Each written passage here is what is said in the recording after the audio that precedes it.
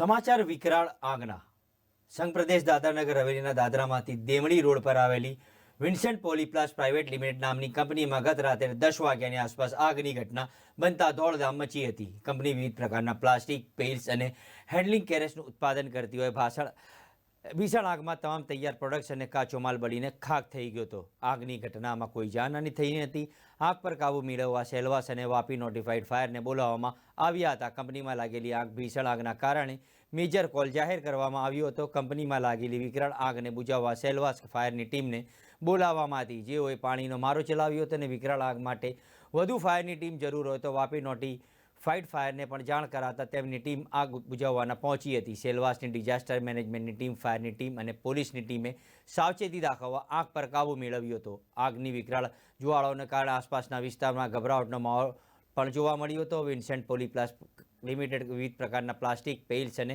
સામગ્રી હેન્ડલિંગ ક્રેટર્સનું ઉત્પાદન કરે છે, જેનો સ્ટોરેજ કરવામાં આવતો હોય, જેને આગની જ્વાળાઓમાં પોતાની ઝપેટમાં લઈ લીધી। મોટું નુકસાન થયું હતું, જો કે અગમ્ય કારણોસર લાગેલી આગમાં કોઈ જાનહાનિ નથી થતાં તંત્રએ રાહતનો શ્વાસ લીધો હતો।